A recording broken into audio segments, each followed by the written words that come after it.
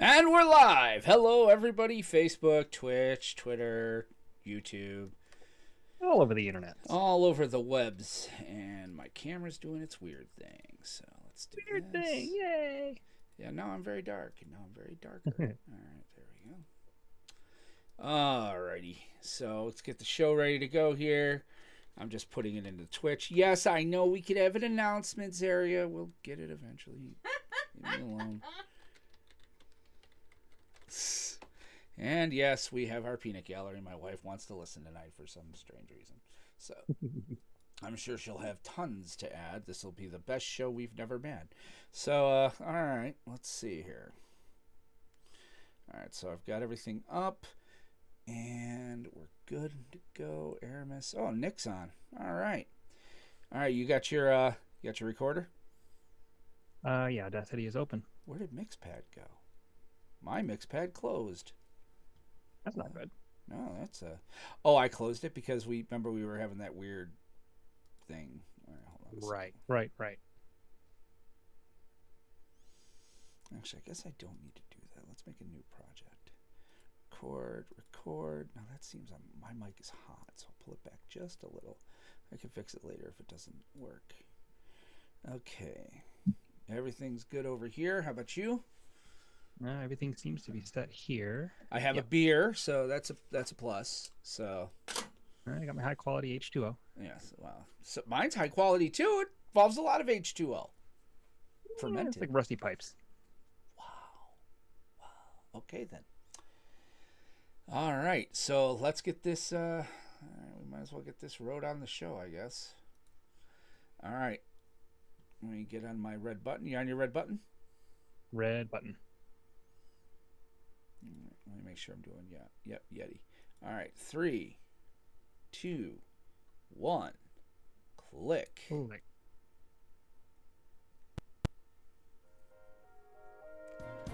Greetings, salutations, and welcome to the Planestalkers Podcast, the show by casuals for casuals.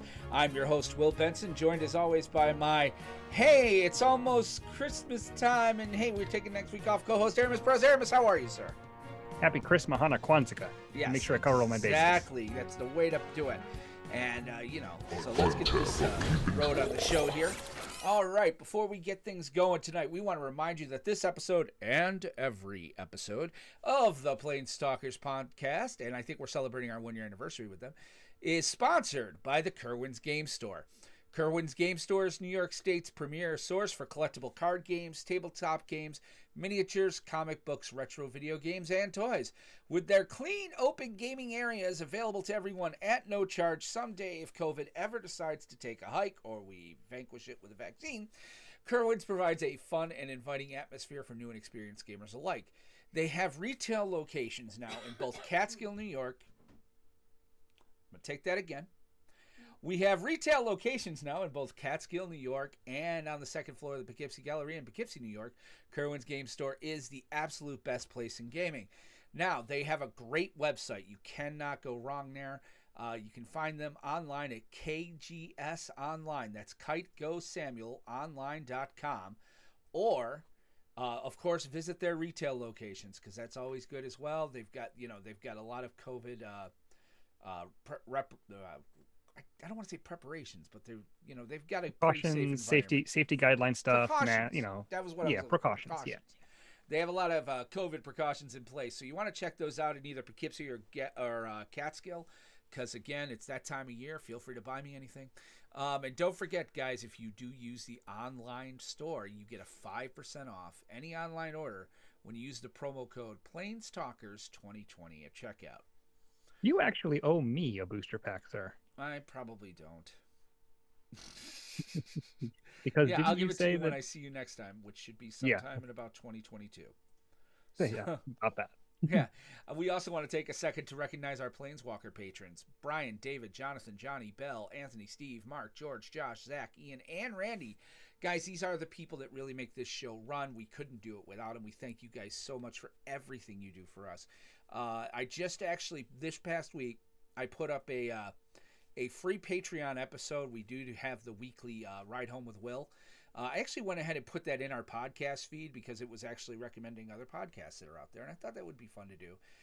Plus, it was a good way to let the other podcasts that I recommended know that we did it. So that was a two-folder there. So you want to check it out. Listen, we have a lot of other great bonuses. We are going to get the Kaldheim win a box going. We're going to have our Planeswalker patron meeting probably in the first week of January, so we can nail that out and figure out what we're going to do. So if you want to get in on that, which is great, we do a quarterly call with all the patrons where we kind of just talk about the he crawled up my leg. Oh. I have a kitten, for those of you not watching at home, and he decided this was a great time to crawl up my leg. So if you want to find out more, go to patreon.com/Planestalkers. And you know what? I didn't think we'd be using this so soon, but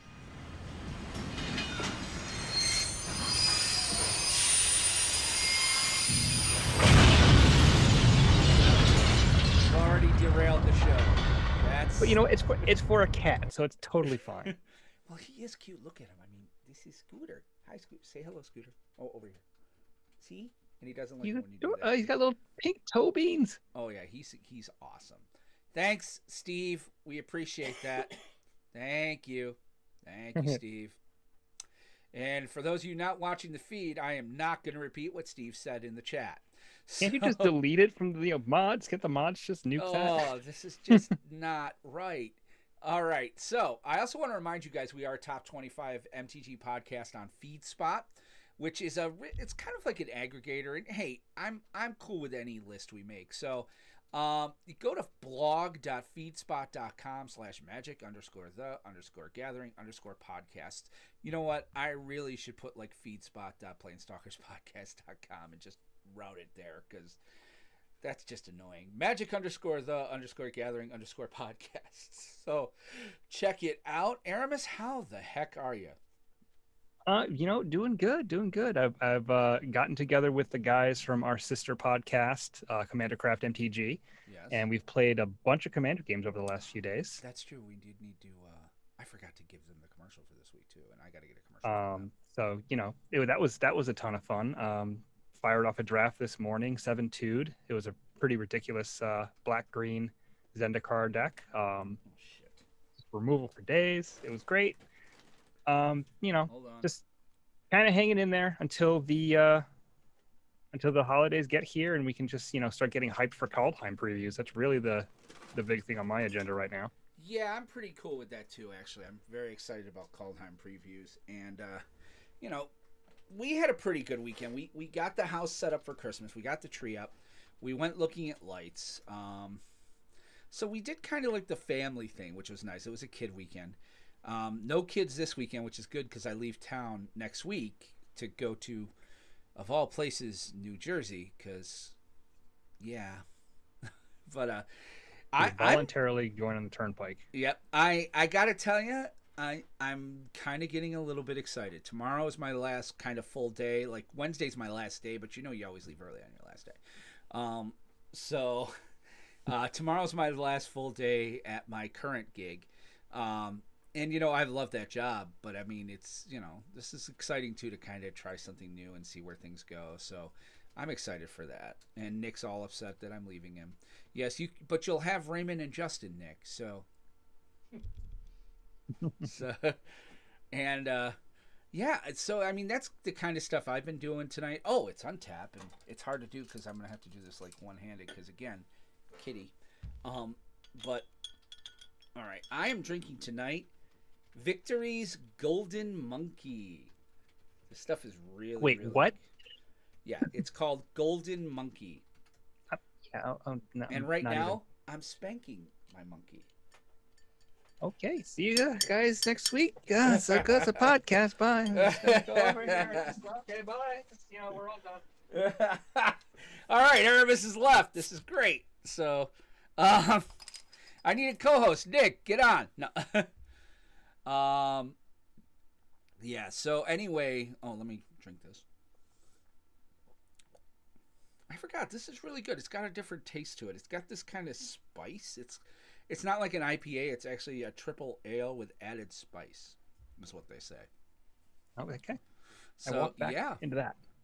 Yeah. So we have a pretty good show tonight. Let's get into the upkeep, and the upkeep is going to be interesting. I know it seems early, but here's the thing: we're taking next week off, and then we're going to take probably at least one more week off before the new year. Whether it's going to be the 21st or the 28th, I'm not sure yet. It might be the 21st just because of Christmas and getting things ready, and then try to do something between Christmas and New Year's seems a lot easier. So we might be taking the next 2 weeks off as far as the podcast goes. We are going to plan to do the playcast this week and next week. So we're going to try to keep the playcast going as much as possible, which is our Wednesday show. But really, there's so little going on that, not that we're scraping the bowl for content, but we want to get started with our year in review, basically. So we're going to spend part one of our year in review. As you guys might remember, we like to do two parts. Part one is kind of where we talk about the sets that came out and more of the cards and the game itself. And then part two is where we kind of talk about the news around it. So obviously part two, we'll talk about the bannings. We'll talk about, the Oko ban that happened just at the start of last year and things like that. Mm-hmm. So, and what the pandemic did, and we'll talk about the game stores and, the interviews we had this year and stuff. So that's going to be, tonight is pretty much where we're going to be just talking mainly about product and what came out. Combat tonight, if we can, is going to be, do we feel that there's too much now? Has Wizards gone the whole other way? And then in main two, we're going to talk about the status standard, which is more, we're not going to really break down any lists. We're going to talk about the ZR championship that happened over the weekend. We're going to talk about who won, who came in second, because they were amazing. Just stuff like that. Decks that looked interesting. And then we'll, maybe break down a little bit of Commander Legends if there's time. But, I feel like we've kind of beat that dead horse into the ground. So there's another dead horse. And there's a cat by my foot. And if he crawls up it again, I'm going to be annoyed. Oh, he's going to. Oh, I do too. He's so cute, though. Oh, he walked away. Okay. I don't know where he is now. Oh, I rolled over him. That's terrible. Don't do that. All right, so let's get into main phase here. And let's get this going. Main phase. All right, main phase. Well, like I said earlier, we want to talk about 2020 in review as far as product goes. This was a strange year. It started off. We were all excited to get something other than Eldraine, obviously. And we kind of had high hopes. And then, obviously things got derailed in March when the pandemic hit, and it changed pretty much everything.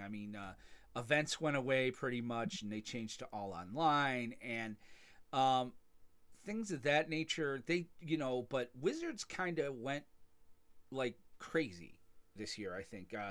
If you think about it, there was 1, 2, 3, 4, 5, 6, 7, 8, and 12 with the Commanders, 13, 14, 15. There were 15 supplemental sets between Commander, Double Masters, and, the 4... There's a cat. And the 4 standard sets.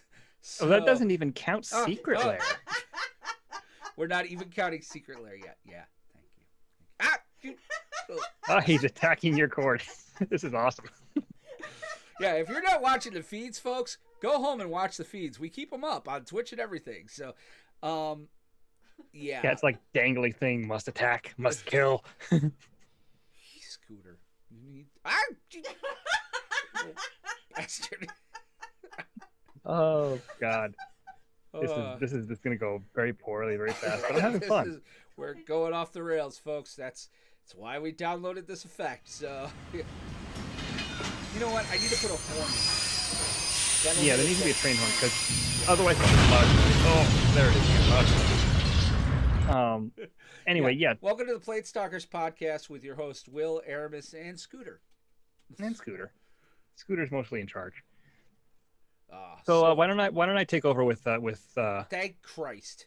some of these set reviews here. So Yeah, like we kicked the year off with Theros Beyond Death, which was released. a revisit of Theros, and I Yep, still we went stand back to behind Theros. that. I still stand behind that.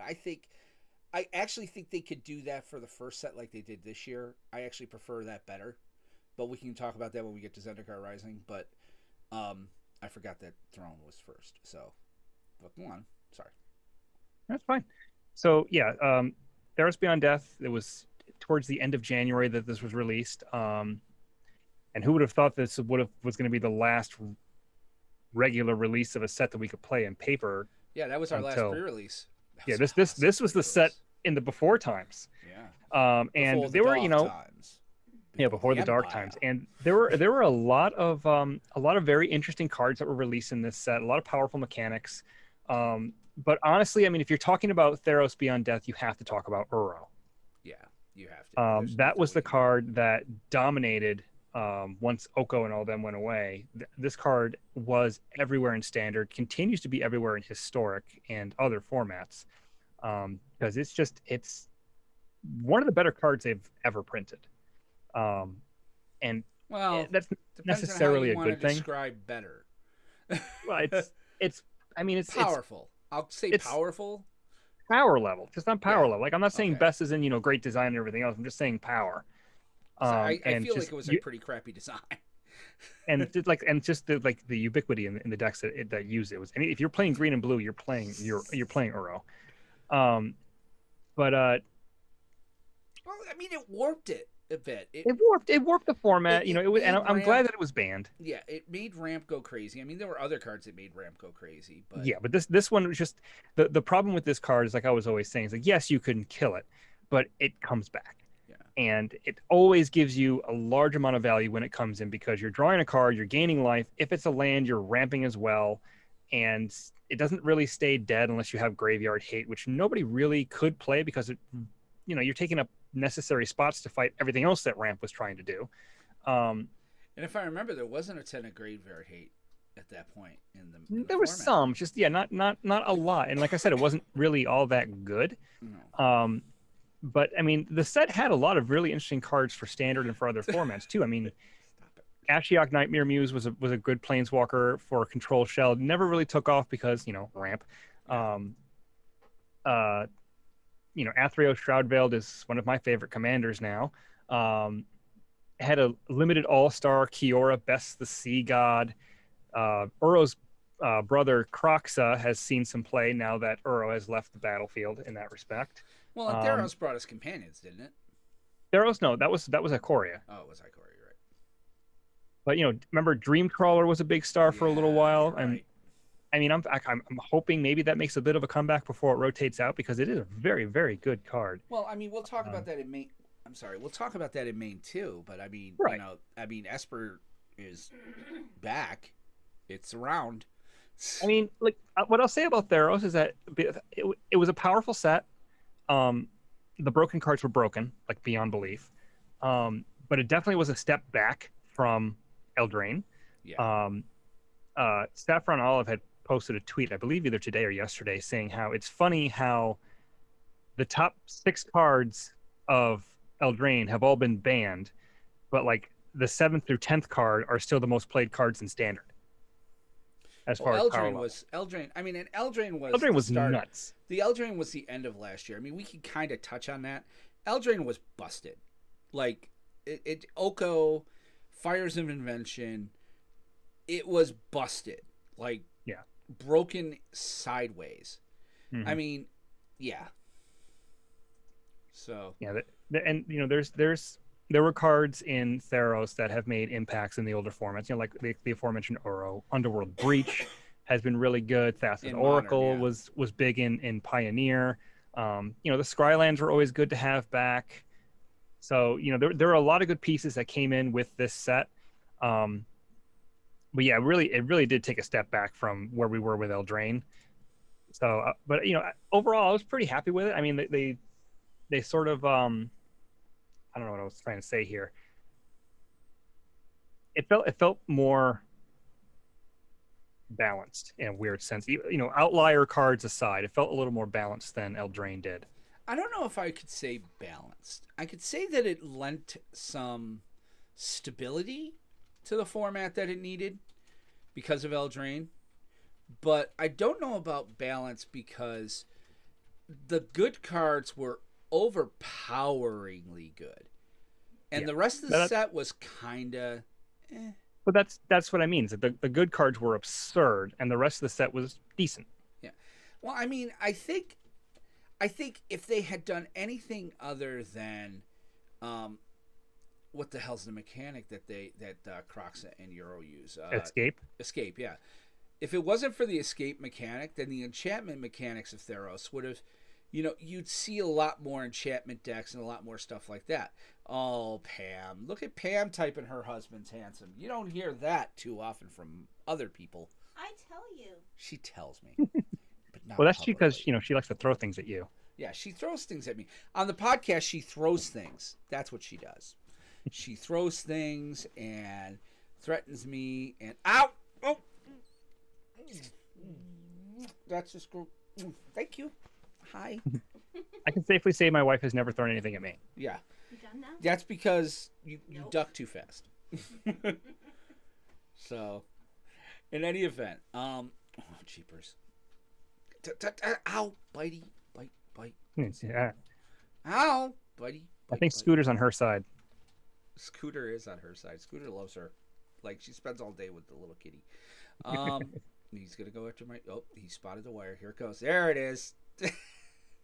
So anyway, I kind of wish that they didn't put the escape mechanic in because I would have liked to have seen some of the other, like the gods, and things of that Thassa nature. saw some play, and Heliod saw some play. Yeah, I just would have liked to see more of them. It feels like those should have been more. They're such big names, and their original runs have always, they've been warping on their own, and it's just kind of, Well, and it's hard too with the gods because if you make them too powerful, then it's Oro all over again. And Right. There was apparently a story with this set. They kind of really shied away from that after War of the Spark. Eldraine had a bit of a story, but Theros did it even have a book? No, I don't think so. But I think that's because they realize that their authors suck. Because So, people that get the book say all the time how much the authors sucked. Well, yeah, that's. Their web content was very good, but the books themselves definitely left something to be desired. But I enjoyed the set overall. But we were with that for about 2 months, and we had our little tournament at Kerwin's that we called, and then the following week, the world ended. Yeah. And that's something we're definitely going to talk about when it comes to tournament play and stuff when we're next on the air. Can't not. Huh? You can't not talk about it. Yeah, that'll be like in 2 or 3 weeks whenever we go live again. Right. Because that's what that's where the part 2 of this is going to deal with, the world of Magic beyond the cards. But we obviously still have to talk about it because it definitely colored Ikoria, which is the next set that came out. Ikoria was delayed. They had no idea what they were going to do with that set. It wasn't late, right? They didn't push it. Ikoria, I think, was delayed slightly. Okay, but there was no it was the first time we had. Yeah, it was delayed a month. Yeah, that's right. We got it in May. Yeah, that's right. We did. We got it in May. It was the first time that pre-release, happened, and I'm trying to make it so that if the cat comes up here again, I don't have to deal with it. That was the first time that pre-release didn't happen in a long time, and I don't know. I think in some regards, the way the current culture is now, it's like I feel less engaged in some regards because of no pre-release events and no events in general. I think that is a good point. I think we touched on this last week. In how we haven't really been playing a lot of standard, and obviously we're a standard podcast, so that's sort of what we're all about. And I think part of the problem is that not having the person-to-person interaction, it takes away a lot of the substance of the game. Even though you're doing the exact same thing on Arena that you're doing at your local game store for Friday Night Magic back in the before times, but there's something missing, and it's not that it's not fun, it's just not as fun. Yeah, It seems like more of a chore, more of like it's a grind. yeah, and I think part of that has to do with arena and the ladder. Like, there's not as much casual, like F&M events aside that they do on arena. There's not as much casual play. Like, we were going to Kerwin's for a while there every other week. And we were playing in Friday Night Magic. We were getting a lot of standard play in. We were getting, and it kind of encouraged us to play better decks and to get better in it. Arena sometimes feels like a grind, and sometimes it feels like a grind where you're drawing dead half the time. Like, sometimes you get the feeling like Arena's like, I'm going to match you up against the worst possible deck for your deck because I wanna. And so you're constantly, not only are you grinding, you're crawling uphill the whole way, the one thing about Friday Night Magics where you're just doing standard is, if you're going to a Friday Night Magic, you're usually going to win a few. You may lose one, but I mean, at least you're going to usually end up with some matchup that, it's a little bit more randomized. I think Arena getting involved in deck choosing, and trying to, in matchmaking, I should say, I think that's part of the problem. Because it's less random. I mean, if I play my mono red deck, I'm going to end up playing a shit ton of control. If I'm playing my ramp deck, I'm going to end up playing a shit ton of mono red. If I'm, it's like, and it is, and it's not just, it used to be just best of one where you'd run into that, but now you're running into it in best of three. Like, I see it more and more in even BO3. Like, and then also too, everyone else is playing heavy meta because they're all trying to get to Mythic, because for some of them, this is maybe their only shot of maybe getting a piece of the pie as far as professionalism is concerned. Even though now I'm not even sure if that even matters anymore, being top 1,000 in Mythic. Yeah, it used to matter. They've changed competitive play so much. Well, I think they had to. Like, yeah, but it doesn't make any sense now. It's like, how do you qualify? Where do you go? I mean, they've changed it. Literally feels like 5 times in the last 2 months. I mean, I know it's not that, but they've changed it a lot in the last year and a half. I think some of it maybe has to do with the pandemic, but overall, just they've restructured and reorganized and renamed things so many times that this weekend's tournament that we'll get to later, the Zendikar Rising Championship, that was actually a Pro Tour, or is that a Mythic Championship, or is that a Players Tour, or is that a Mythic Invitational? What the hell is it called anymore? I think at this point what they're doing is they are just trying to ride it. Like, and be like, you know what? We're going to call it whatever the hell we call it. All right? We're just trying to stay in the game. You know what I mean? They're kicking the can down the street is what they're doing. They're not making long-term plans for this because they're hopeful that with the vaccine that maybe, we could see play happening again by the end of next year. Maybe. Steve, I just got a tracking notice too. But I don't know where it's from, but somebody's sending me something. So, Steve's saying that the secret lair for Walking Dead might have shipped. So we'll talk about that later. But I mean, I got invoiced. I got my invoiced, but I didn't get my tracking number. Going back to Ikoria. This was a set that really, I think, heralded some of the things that came later in the year. That some of them were good, some of them were not so good. This secret lair is we're going to talk about that. So Ikoria was a set where they did the Godzilla promo, which I thought was freaking awesome. Yeah. They had special cards with Godzilla characters on them, but they were actually other, cards that existed in the set. All for One, the actual Godzilla Buy a Box promo, which the way that they did it basically says that this card exists, they just haven't printed it yet. But Ikoria in general as a set, there were some busted things that came out of this set as well.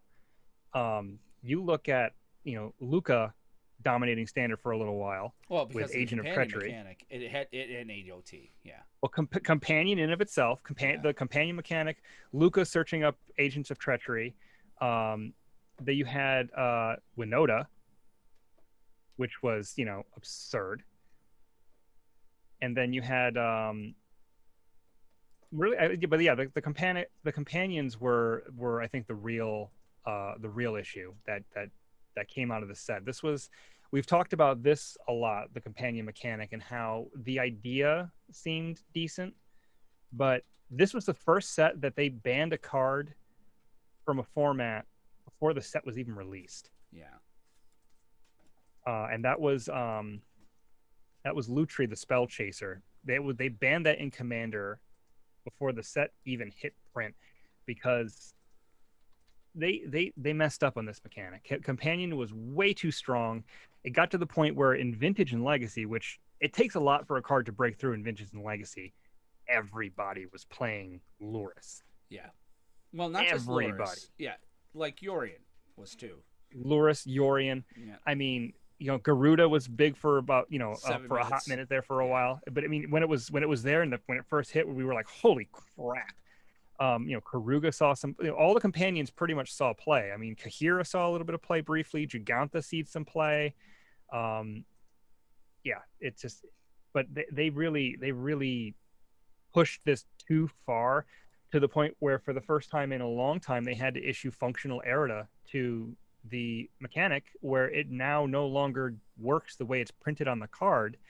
And I feel that's a major disservice to new players if they happen to get like an Ikoria bundle for Christmas somehow, like somebody gets one and they open up a Lurrus and they're like, oh cool, I can slip this into my deck. Oh, by the way, you don't know that this actually now costs 3 mana to bring it from their companion zone to your hand, and you have to do that as a sorcery before you can cast it. So it's too bad, because this could have been better executed. Yeah. I don't like the errata. I'm on record of that. When they did it, I'm still on record. It was too big of a nerf, in my opinion. Yeah, because now besides Lurrus, they don't really see that much play. They're useless. Well, Lurrus and Yorion still see play, and Gigantha Right. to a certain extent, but the rest of them you don't see. I think I still say that the way to do it would have been, you draw 6, Mhm. and you have 1, and then go from there, and you go down 1 for the mulligan rule still. But if you have a companion, you're drawing 6, not 7. Like your 7th card, you know what it is. It is this card. Like, that to me would have been a much more functional mechanic that would have kept it. It would have kept it relevant without giving you the bonus, if that makes any, because I think the whole point of it was that they were saying at one point was, this is a card you'll be able to play. Like, yeah, it gets around hand disruption, Yeah. which is great. I think that's one of the benefits of Companion, and that's one of the reasons why I liked it, was that this is a deck. This gets around card thought erasure, basically.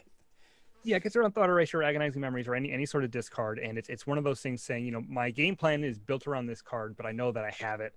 It's right here. You know that it's there, so it's that's coming. It. So It becomes a public knowledge thing too.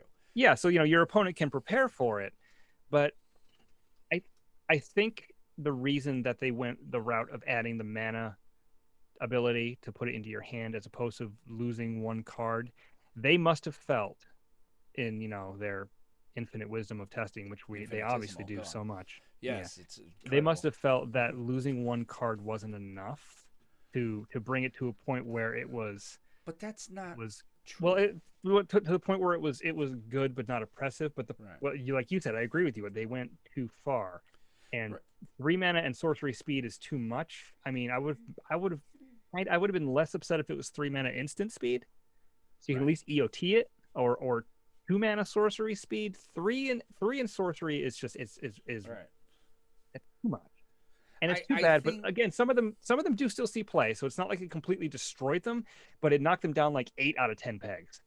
And here's the thing: it didn't. And I hear people, and Steve's probably going, yes, here we go. Yeah, Lurrus was too good, blah, blah, blah. I get it.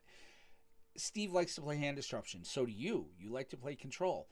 But from where I'm sitting, 1 card that is unavailable to hand disruption, not that big a deal, because you still need to be able to. I still need to be able to have other things to cast it. Usually, it was working in concert with something else. And again, you knew it was coming. Usually these were other than Loris, for the most part, these were pretty high, high casting cost cards. 5, 4, 6, somewhere in there. So it wasn't like turn 2, I'm bringing this out and breaking the game. It really broke the game in Vintage, which they then admitted when they were doing this, saying, "Oh, well, we don't really test for non-standard formats." Which and is funny because it's like, you take one look at Loris and you're like, Moxon, Black Lotus. I mean, guys.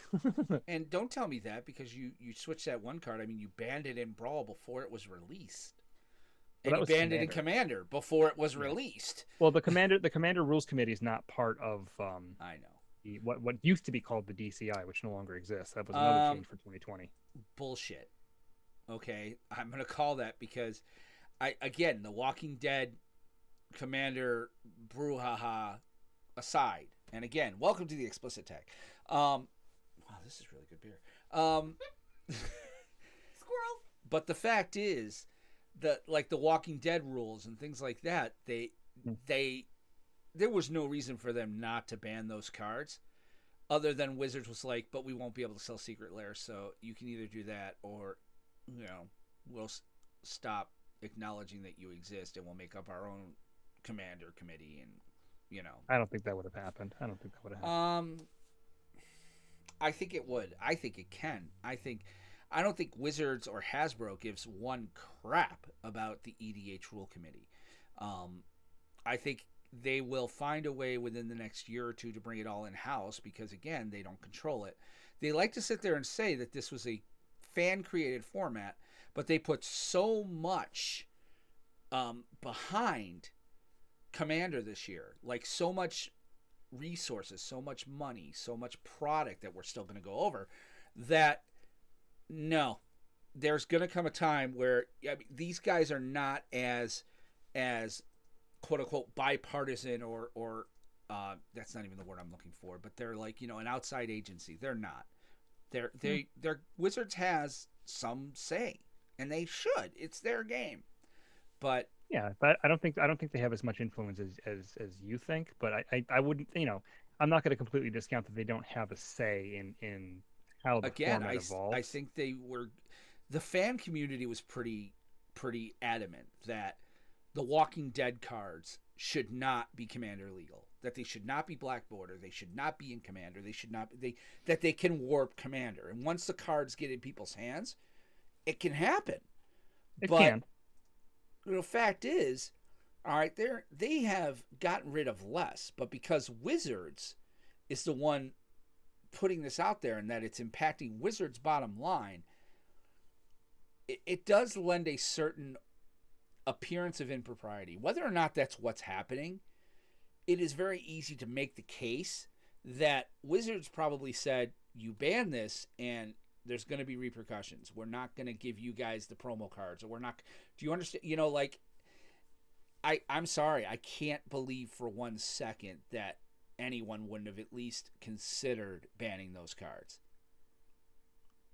Well, I'm sure it was considered. I mean, I'm not saying that they just dismissed it out of hand, saying, Wizards doesn't want us to ban these, so we can't ban them. I think they did consider it. I mean, because it kind of came out of left field too. Yeah. Oh, everybody was. Yeah. I mean, yeah. People were floored when this happened. I mean, so I think.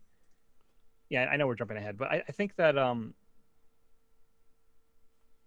I think that they really did consider the impact that the cards would have.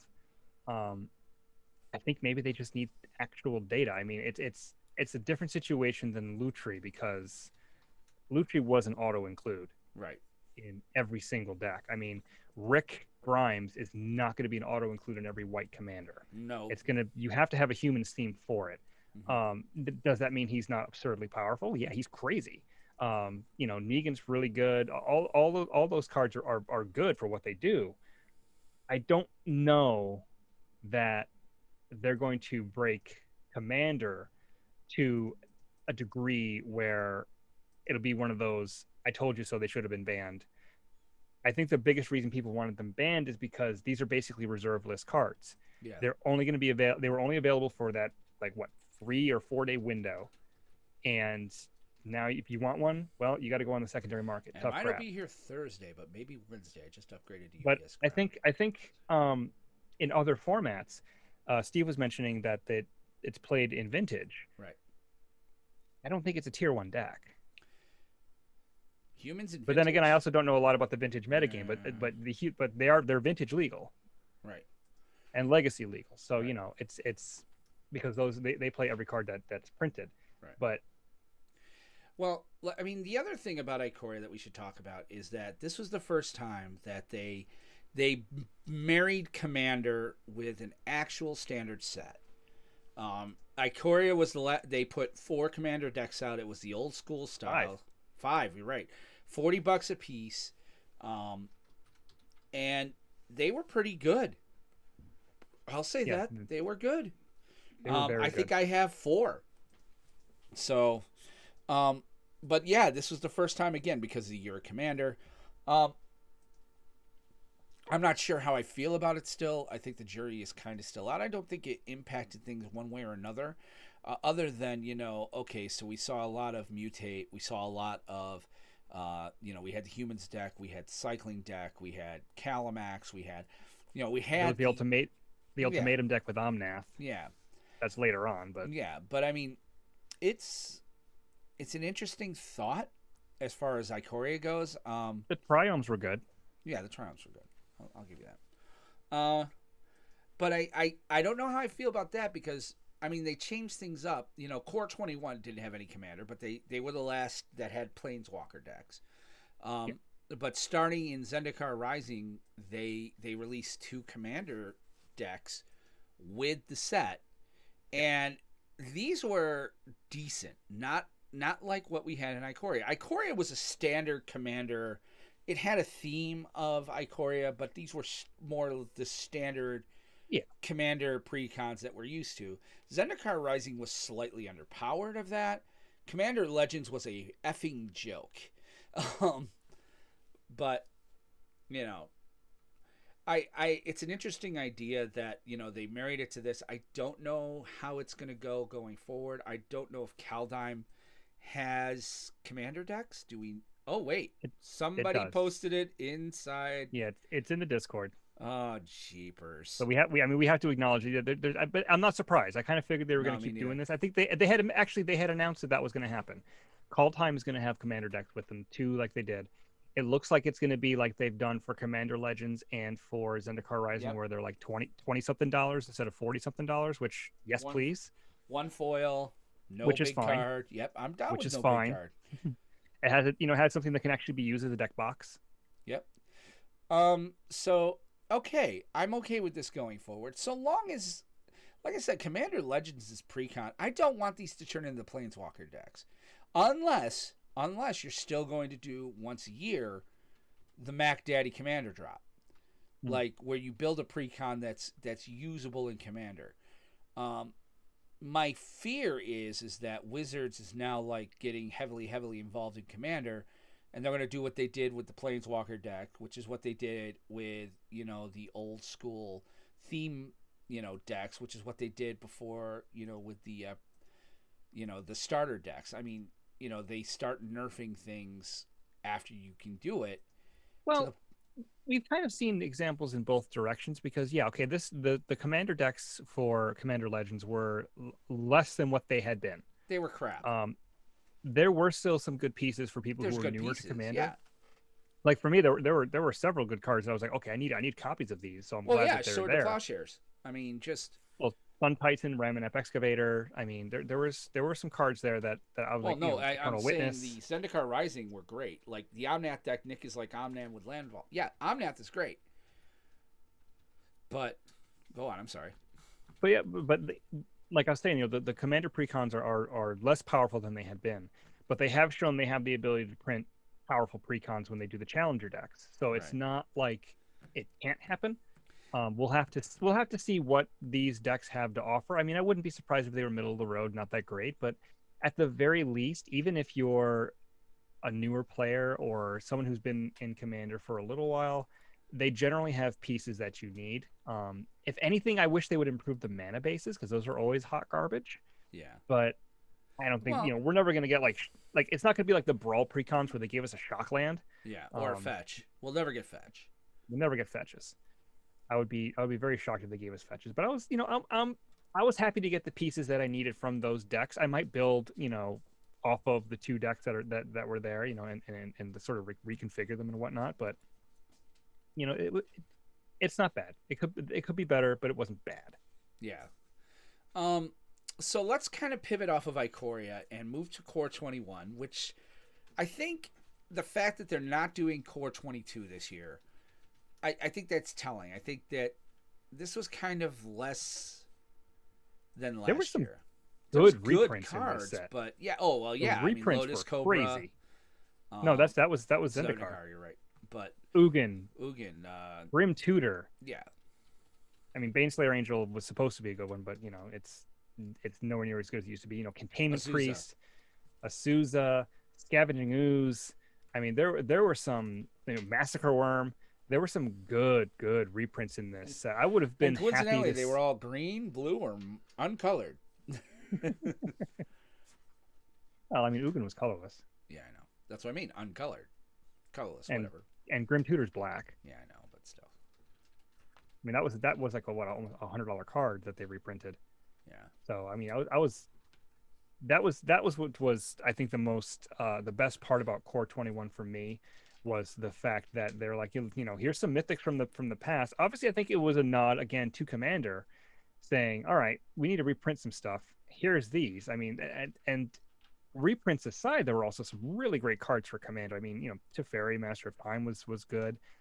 Fiery Emancipation is great for the red decks. Discontinuities can be abused. Chromatic Ori, if you're playing a colorless deck, that's a crazy good Commander card. I think it was. You got your Commander Rin and Seri. Yeah. I think it just, it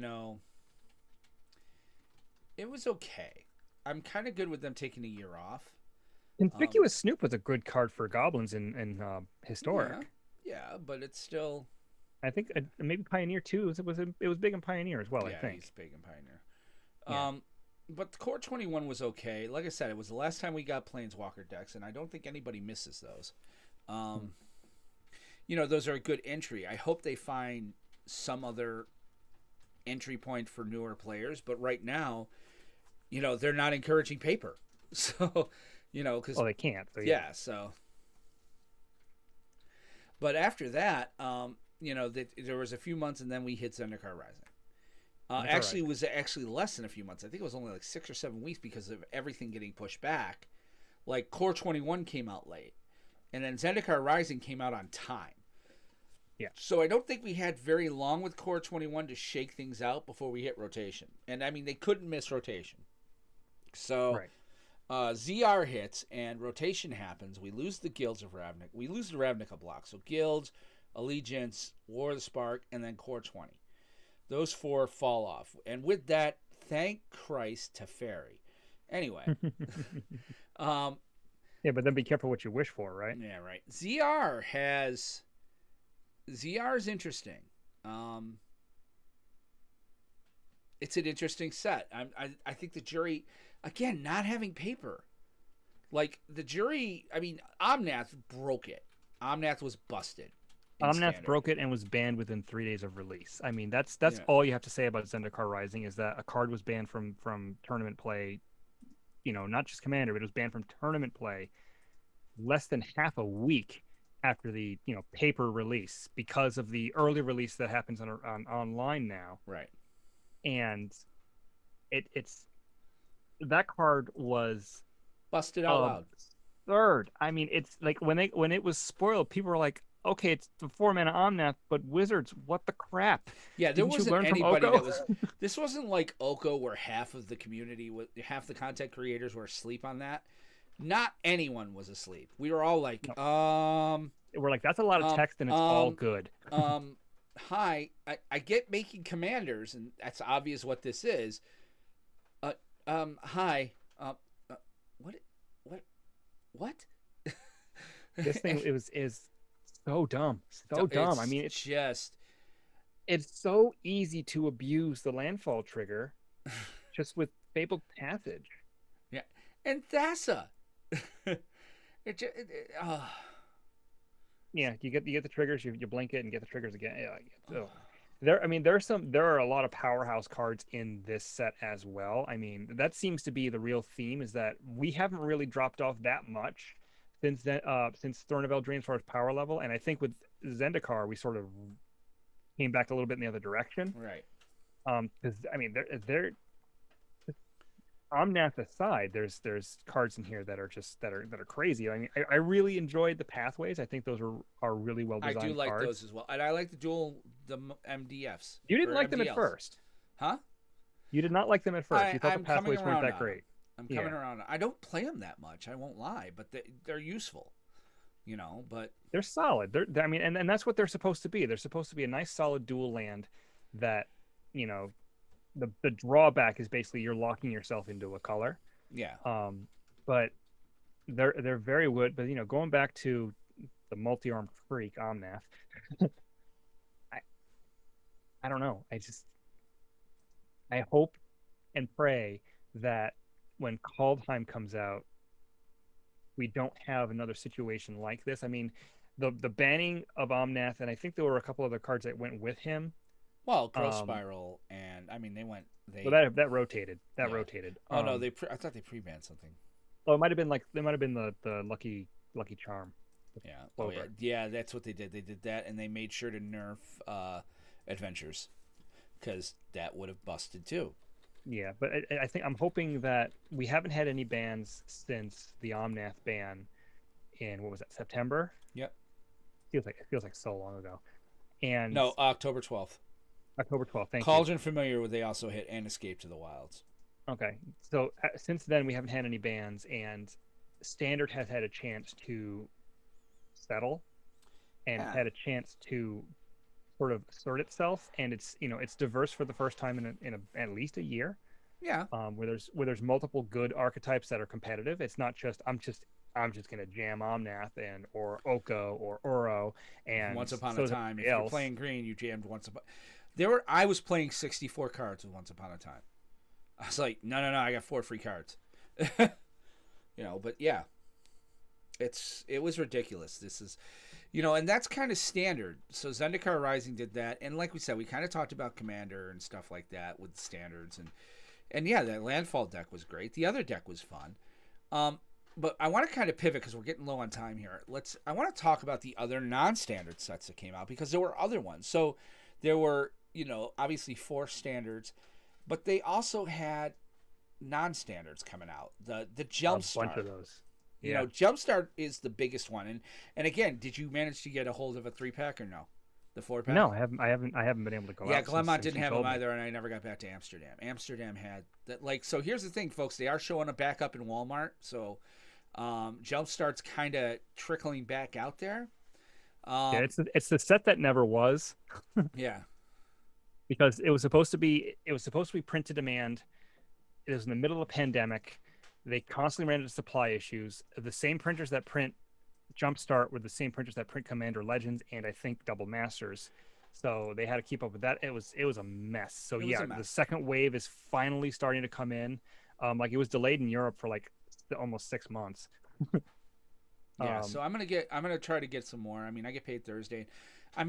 Since I'm making a road trip Sunday, I may just pop in at a few places and be like, "Hey, do you have this?" Yeah, exactly. I'm hoping to get my hands on a few more packs because Jumpstart I think was the best set of the year. I do too, and I mean I've kept my Jumpstart packs separated. I have a box, because again my family really wants to play pre-con. Not that we ever get a chance, but I'm pretty much this and Commander would be the 2 ways we do it. And there were some really good cards reprinted in the set. I mean, Oracle of Moldavia, Craterhoof Behemoth. I torn apart a few, again, I there's took stuff in there that you have to have. Yeah, I took the Craterhoof out of the 1 pack that I had and put it into one of my Commander decks. But I mean, Oracle of Moldavia is a great reprint. What else? There was so much that was in there. Reanimate is in there. Yeah. There's lots of good reprints in the set. Good new cards too, like Allosaurus Shepherd, Emil the Blessed. Yeah. So it's a great set. You get a couple of packs, you smash them together, and you play with that. And it could have been so much better, but they couldn't get their production issues solved in time to really take advantage of the goodwill that the set was sort of bringing out, because it was supposed to be a tie-in to Core 21. Right. And it again, I can give Wizards, I can give them a little leeway because of the pandemic. I can. Yeah. I got no problem with that. But I mean, then again, the other side of that is,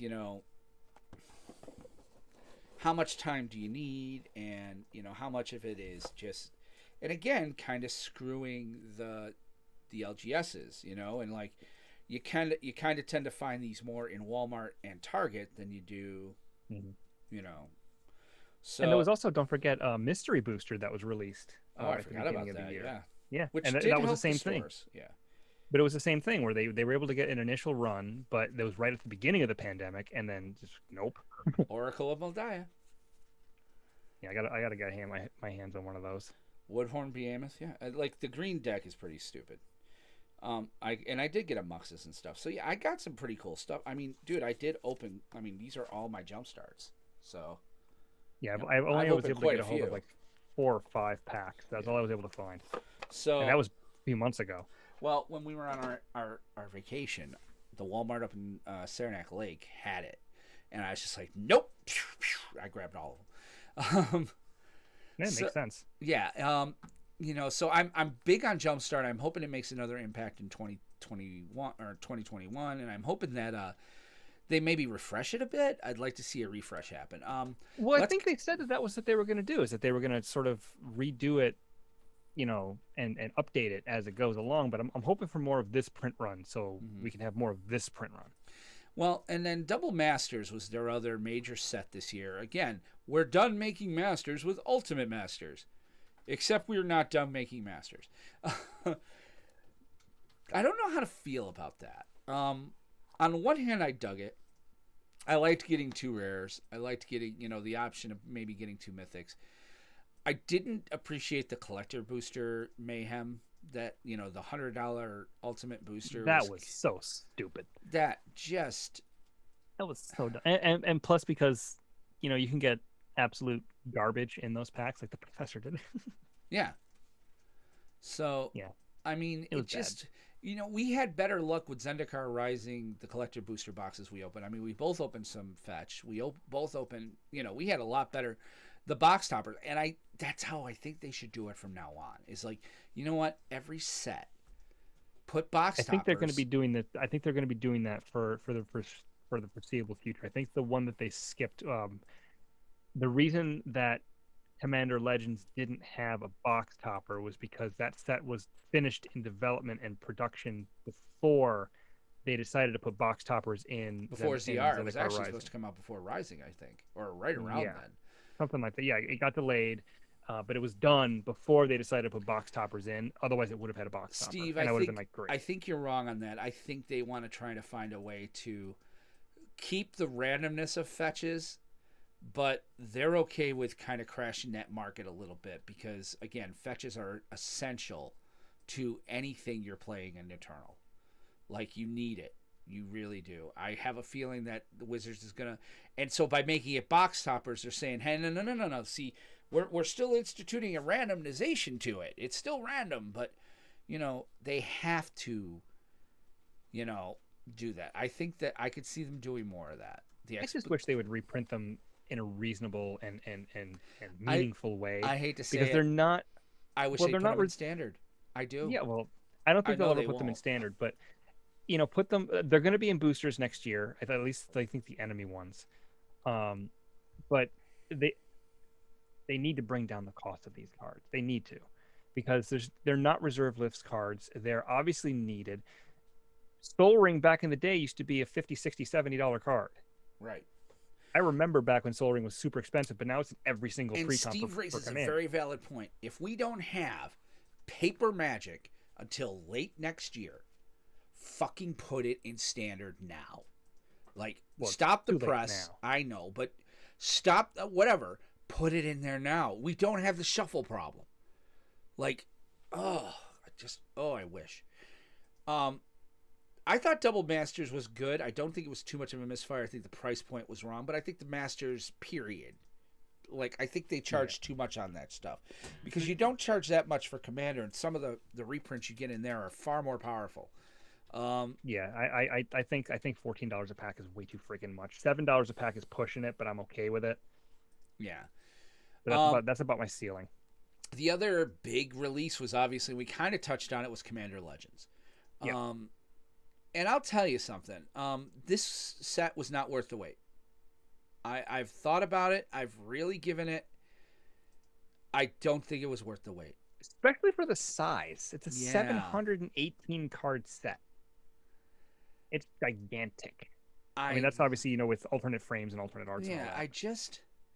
I feel that there were a Commander couple of good Legends, reprints.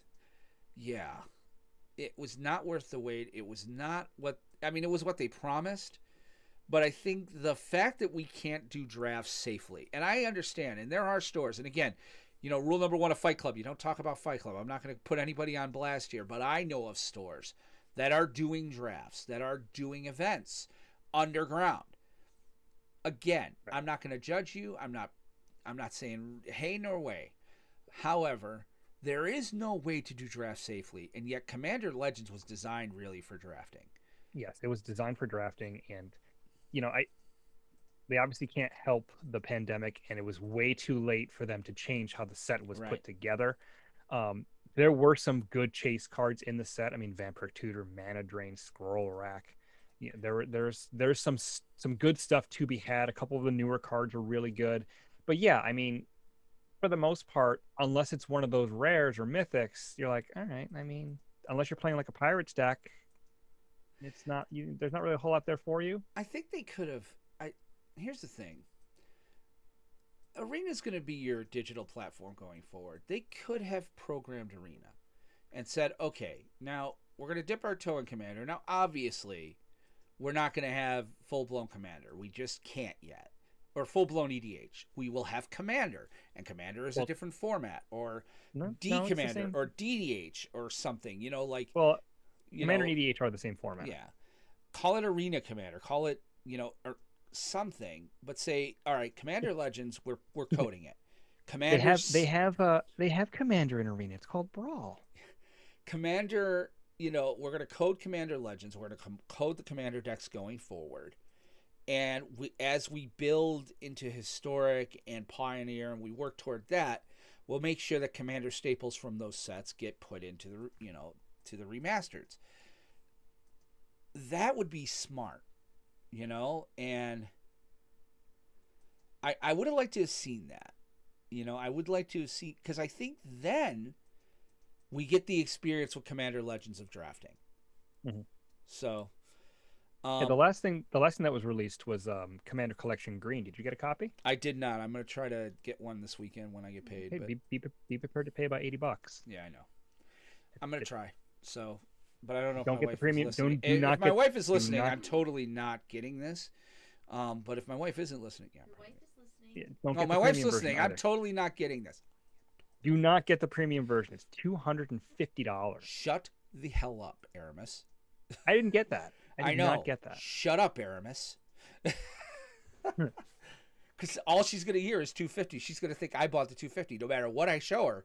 Oh, yeah, that's the 250 version, isn't it? You son of a bitch. It's Christmas. You took gifts from the mouths of my children.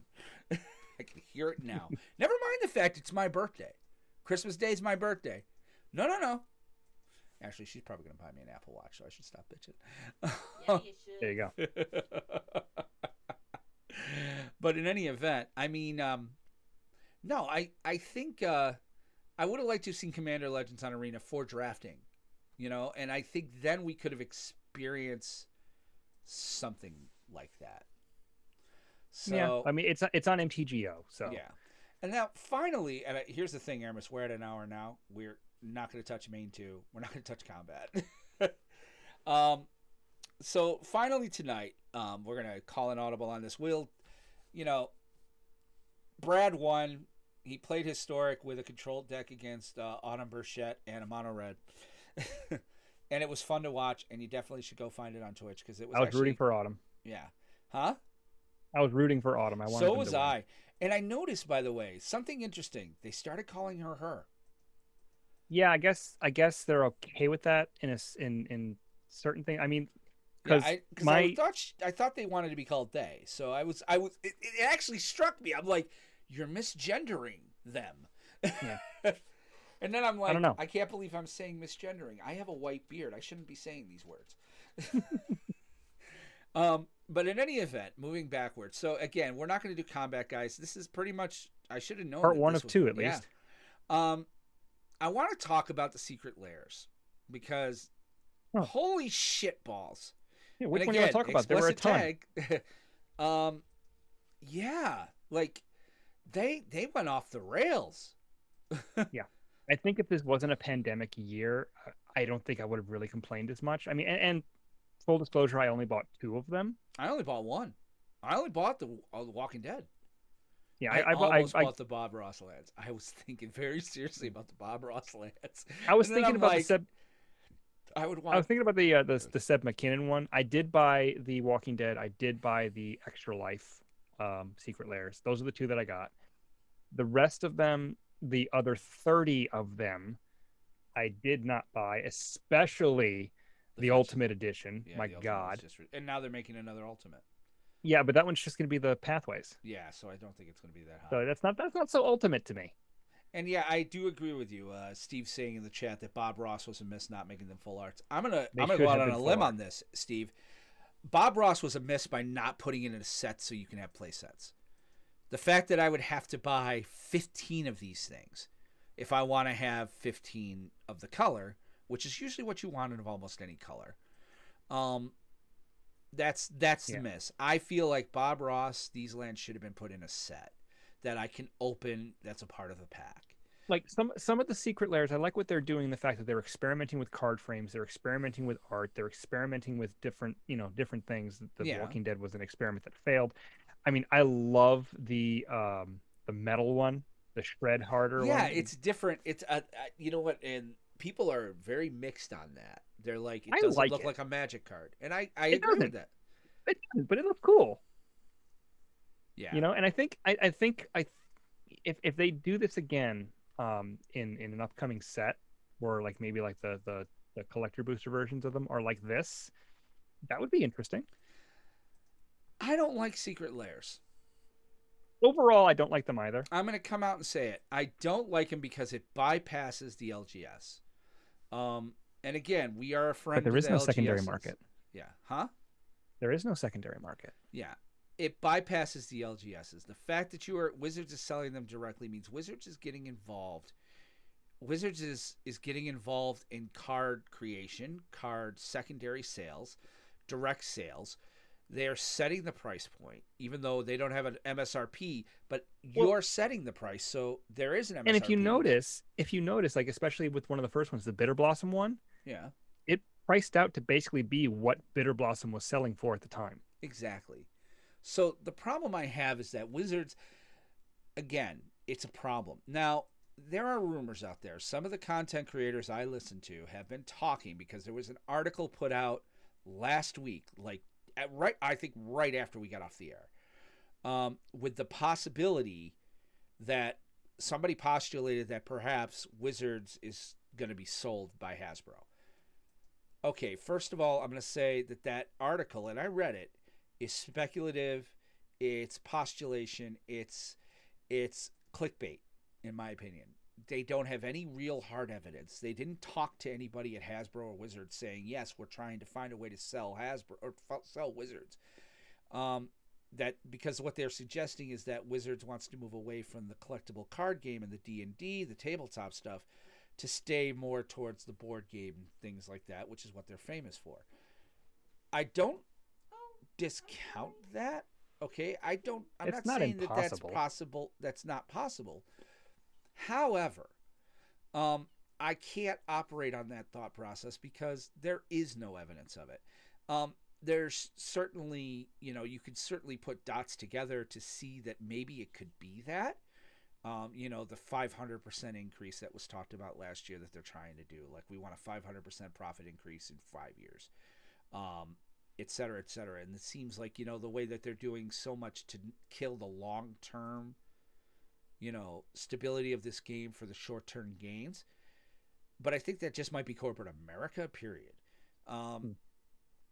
But the secret layers, and that's what's the reason I bring this up is that somebody was postulating that that was part of it. Like they were trying to, Hasbro was trying to up the value of Wizards by selling cards that go directly to their bottom line.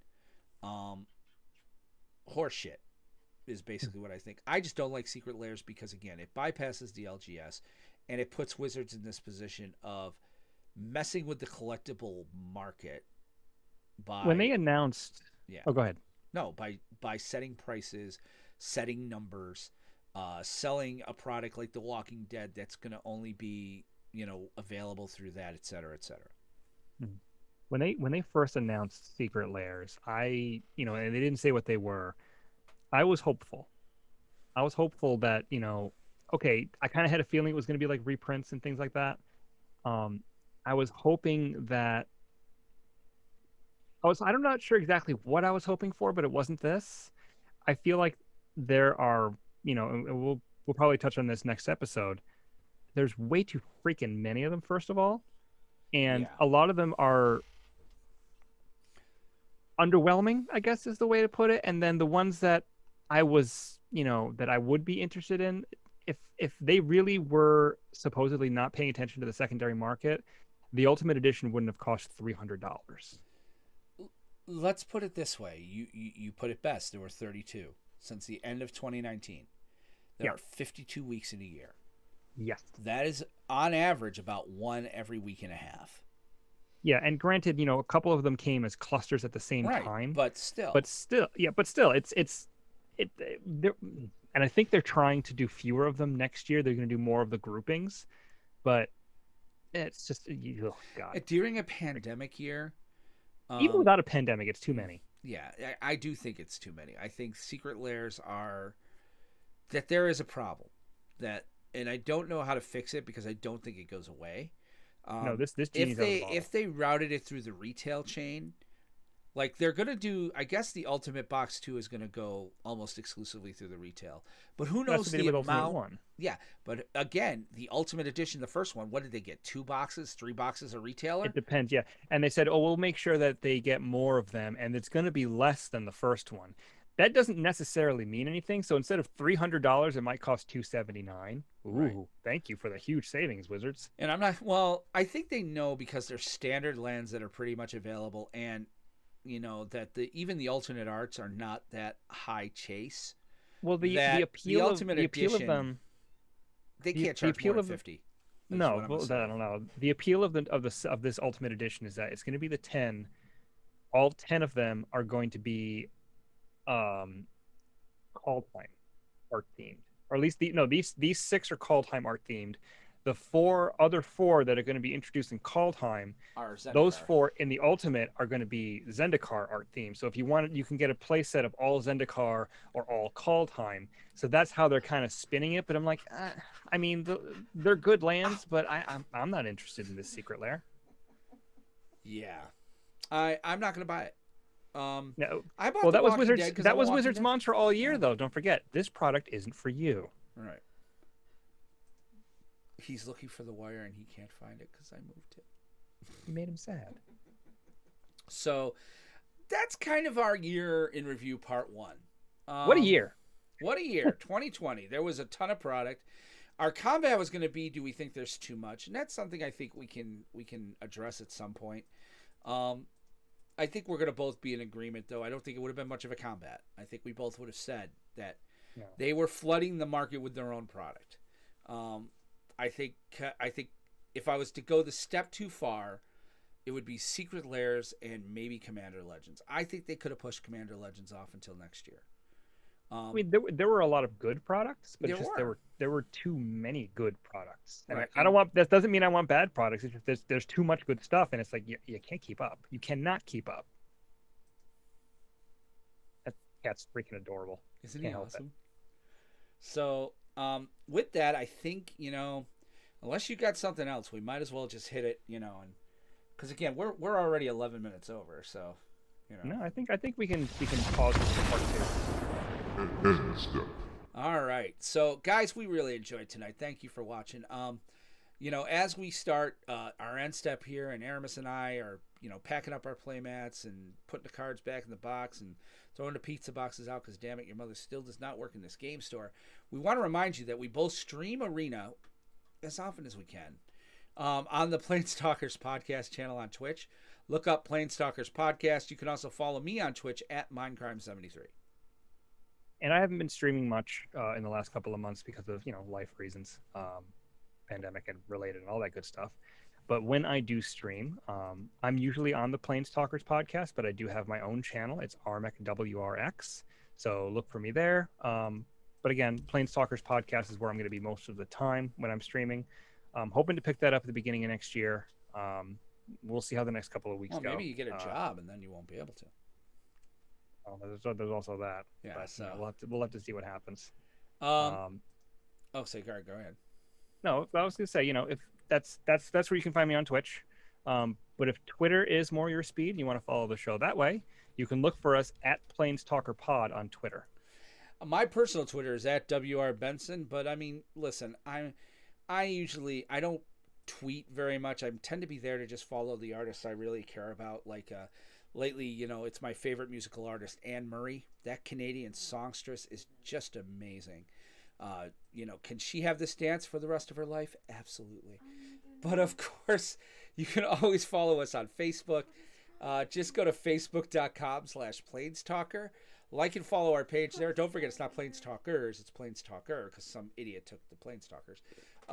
Or if you'd like, you can also interact with us on our Discord. You can locate that at discord.planestalkerpodcast.com. And finally, if you want to send us an email, there are multiple ways that you can reach us. If you want to send an email to the show in general and just, ask a question about the show, maybe you have an idea or a question about some, maybe a rule in the game or something along those lines, you can send one right to the show at podcast@planestalkerspodcast.com. But if you want to email either one of us personally, you can hit Will. His email address is will@planestalkerspodcast.com. If you want to talk to me personally, with two L's, yeah. It's Aramis, ARAMIS, @planestalkerspodcast.com. Okay, and we want to remind you that we have now a Planestalker podcast network. And right now we have one other show. It grew out of our Commander Playcast. It's now called Commander Craft. They are a full-blown podcast. They're redoing their first episode. It should be up anytime. I know they recorded Sunday. Basically, you can find them very easily. They're out on the web at commandercraftmtg.com. Look them up on Twitch, commandercraftmtg on Twitch. Facebook, I think they're commandercraftmtg. It's pretty much, they got lucky and could use commandercraftmtg on everything. So even their Discord is discord.commandercraftmtg.com. I also want to remind you that I host another podcast that deals with the television show DC's Legends of Tomorrow. We are on hiatus. We will be for the foreseeable future. I don't think they're coming back till at least maybe the summer, maybe the fall. But we do stream over there Flashcraft, which is playing Minecraft with them. We're just finishing up the Legion of Doom. We're going to start the Batman. We're going to start Wayne Manor in the Batcave. Just love to have you check it out. And the cat's dancing on the. If you're looking at the Google Doc Aramis, the cat's dancing on it. I got to see this. Check out the Return of Esper. That's awesome. So check that out. It's at Legends TV Talk. Twitter and Facebook. When I stream there, I tend to stream on our channel anyway, so feel free to follow us there. And also, we want to remind you to leave us an iTunes review. If you really want to help the show and you can't do the Patreon thing, we understand that. You really can help the show by leaving us a 5-star review on iTunes. Now, if you don't have an iPhone or you're not an Apple person, I totally get that. However, podcasting is really an Apple thing. I mean, other stores have the review thing. But really, if you want to help the show grow and become something bigger than it is, leaving us a review there is really the best way to do it. Leave us a 5-star on there. And if you don't have an iPhone or anything, download iTunes to your Windows computer or Apple Music on your Mac. Log in and he's just going nuts, this cat. Log in there and leave us a review. We really, really would appreciate it. We read them all on the show, whether they're good or bad, so you can get your name in print. So with that, I want to thank you guys. I have to get out of here because this cat's killing me. We want to say thank you guys so much for hanging out with us tonight. We know we went a little over, but it's really kind of cool that we did. We got a lot of information out there, so I hope you dug it. We will be back in 2, maybe 3 weeks. It's either going to be 2 weeks or 3 weeks on Monday, but we will be doing Commander Craft, the Playcast all the way through. So, you know what? I'm going to take that whole thing. Let's do this again, because the cat is just eating my hand. All right. He loves you. And on that note, we want to thank you guys so much for hanging out with us tonight. We know we went a little over. We appreciate it. We will be back in 2 or 3 weeks. We have to kind of decide that. We'll let you know on our Facebook and Discord with the regular podcast. But we will be doing the Playcast this Wednesday, next Wednesday, and every Wednesday maybe we'll let you guys know there as well. But for Aramis Perez, we want to say thank you again for listening. Thanks for indulging us this year. And we want to remind you to keep some of your mana on tap because you never know when you need it. Take care and have a good one. Bye-bye.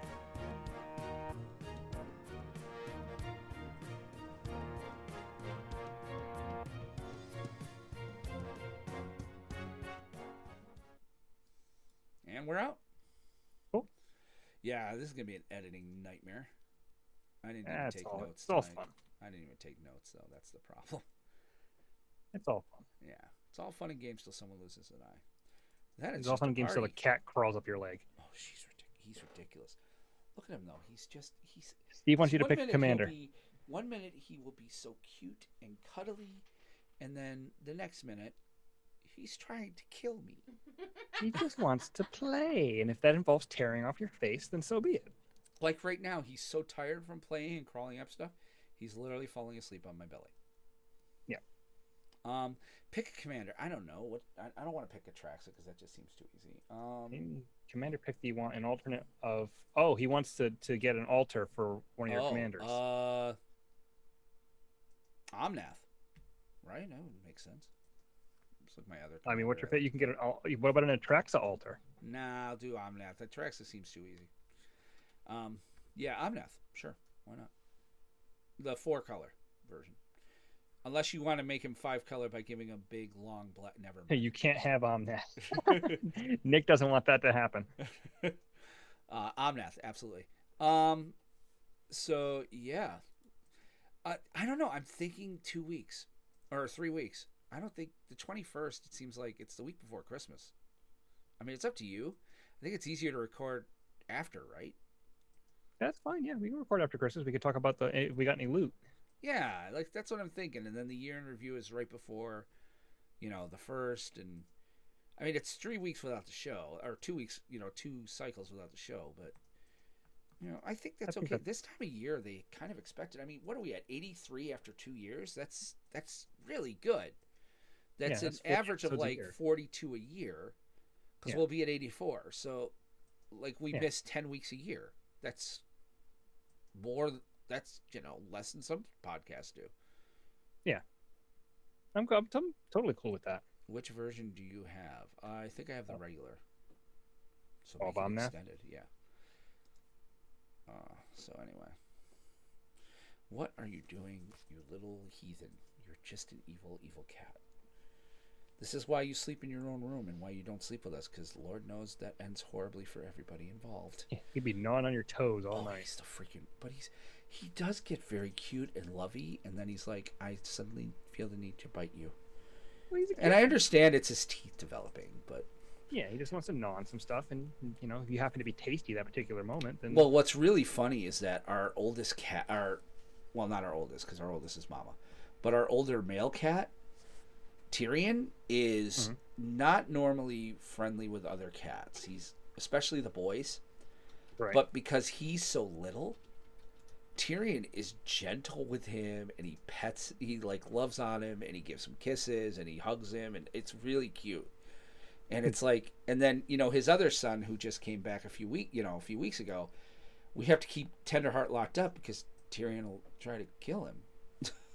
Well, Tyrion's nice to Scooter because he's like, I could end you at any time. Mm-hmm. Look at Scooter. Just remember, at that face. He's so freaking cute. He looks like he's about to fall asleep.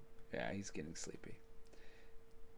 So, tell me I didn't lose the show. Oh, you gotta be kidding me. I think it'll save my show. I hope it saves my show. My mix pad just kind of locked up. Oh no. Well, I think I helped my stuff out by moving away from. I realized I was doing I was having OBS do my encoding for this and not my video card, so the encoder was getting jacked up. Got it. So,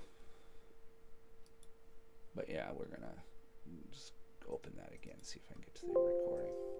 Abnormal termination detected. I'm gonna say something else because I don't want to let you know that I'm using this program. Yes, recover that file. Thank you. I won't. I'm not going to try to save it to my Apple. I'm just going to save it to the desktop. Well, there's an Omnath altar. That's pretty cool. Oh, is he? No. If you're giving me a gift, dude, I want it. I want it wrapped. I want it sent by mail. Wow. My father sent the Christmas stuff today. We got our package today for an envelope. Okay, Dad, you got us gift cards. Thanks. What I really love is that. Oh, he doesn't listen to this. I can say this. We already opened them. And he's like, Will and kids, $50 Red Lobster card. Wendy and kids, $50 Red Lobster card. I'm like, our kids will never go to Red Lobster, you cheap bastard. Yeah, and restaurant gift cards are kind of sketchy right now. I really hope my sister isn't watching because she'll make sure the old man sees this. Oh boy, you're doomed. I'm doomed. You're doomed. Doomed. But no, I love them. I'm just kidding. I didn't open my birthday though because we might do my Zoom. We might do my birthday on Zoom. We might do Christmas Eve. We might just do a Zoom call, and because we can't have Betty and the kids over, obviously because of the pandemic, and right. So, I'll open my birthday presents on Zoom. So. I think this is the first year that I'm actually kind of looking forward to watching the New Year's Eve thing on Times Square because it's going to be empty and it's going to be so surreal. So that's what they're doing? They're just doing it empty? I don't know. I have no idea. So I'm really curious to see what they're going to do. I can't imagine how you'd enforce... you can't enforce emptiness. What are you going to do? Block off the streets but have, Ryan Seacrest standing there by himself? Well, considering there's normally a million people there? I can't imagine they're doing anything. I imagine they're doing it... I would imagine that they're doing it, CGI in a studio is what I'm imagining. They're it'll be in studio, but they'll still do the ball drop in Times Square. It's just there won't be anybody in Times Square. How do you keep people out of Times Square? There's no way. That's thousands and thousands of people, and it could be done. Yes, Nick, we're gonna play tomorrow, so it gives me a reason to leave work at 3. Wow. That's what I'm like. I told Wendy today because I left early today because we had to run an errand. And I was like, oh, yeah, tomorrow I leave at 3. Because I was like, you know what? I might just leave at 3 every day this week. And then I was like, oh, no, I am doing it anyway. Because Tuesday I go play with the guys. So I leave early to come home and play. So, yeah, I did talk to Justin and Raymond, and they're planning to play. So I was like, all right, this will work. So I'm excited. I think the holidays are going to be different this year. I mean, that's obvious. But I mean, and it's weird because the money's a little different, so we're trying to figure out how we're gonna, take care of the kids and presents and stuff, and but we got some ideas in plan. We got their big gift already, so that's already been purchased. The family gift is purchased, and I'm not gonna say it just in case, but it may be years. Yeah. So, but I'm definitely excited for a lot of what's to come. So, I think this is going to be a good year. So, well, don't count those chickens yet because we all thought 2020 was going to be a good year. Well, 2020 was Biden's in the office, man. We're already doing better. Yeah, Nick, I found out why it doesn't connect to the server because you're sitting on a corporate network. Get over it. Yeah. Nick's trying to get Arena to work on the student computer. Yeah, that ain't gonna happen. Yeah, they opened a lot of things, but they didn't. I don't think they opened that. No, I don't. Just isn't gonna work. It's all right. So I would be very shocked if they ever did that. Well, you'd be surprised. No, dude, Netflix is open. Facebook is open on the staff network because they're using it to contact students. So with this remote learning thing, they're doing a lot more you know. But it's definitely an interesting year. I'm interested. I can't wait to try this new gig. Has got me really kind of excited. You know, for experiencing new things and finding out. You know, working someplace different. You know, I've only worked at Job Corps since I got here. So I don't have the network I had back in Rochester. Because RIT is there. Like in IT, you didn't really get promoted that often. I mean, you do, but you could stay somewhere for 10 years, or you can just find another job for more money, because with RIT, you're competing against students coming out of college who are willing to let you pay them, $15 an hour. So like there, I just had a lot of different jobs. So I had a very good network of people I worked with and people I knew. And, and I went to school there, like to take the tech courses. So I knew some people that way. Since I got out here, I don't have that network, and damn it, I miss it. Sometimes I'm just like, I just want to go home and talk to people I know. Like I go places and I'm like, nobody here knows me. I don't see people I know in stores anymore.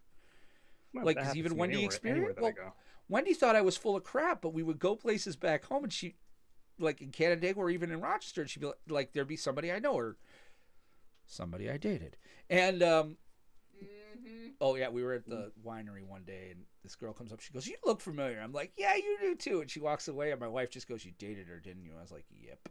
Slept with her. No, that's what she Yeah, said. that's neither of those things ever happened to me. I don't have a large social network, so I never run into anybody that I know. That's always been my case. I miss being that connected. I really do. I miss being. That's the biggest I part. never was. Honestly. Yeah. My circle has always been so small that if I, anytime once I left Wellsville, I never really made any permanent connections with anybody. So I never run into people that I know. Man, these freaking Commander Craft idiots are just showing us up on their Discord, man. Have you noticed that? They're like way better at this than we are. We're like the worst. All right. Well, I've got my file. Is your file up in Dropbox? Should be. All right. We're going to have to make some changes to Dropbox because I'm losing that extra storage. So I'm going to have to start pulling files out of there and, getting it down to a manageable level. But I don't think it'll be a big deal. We should be able to get the shows up there. We just won't have like the history we used to have. So, because I refuse to pay for it because, why would I pay for things? Right. So, all right. I will see you on Wednesday for Playcast. If you're around tomorrow afternoon, if Ray or Justin doesn't show up, you're more than welcome to come play with us, man. What time? We're playing Commander at around 5. So. No, that won't work. That's usually right when we get dinner ready. All right. Well, no biggie. Guys, watching the stream. I usually can play around 8 o'clock. So we will see you all Wednesday night for the Playcast. Again, we're going to take the next 2 episodes off. We'll be back on December 28th with our end of the year part 2 and, get things going, start year 3. Because, the first week in January, I think, is when we started this. So this will be the start of season 3. We'll change it from season 2 to season 3.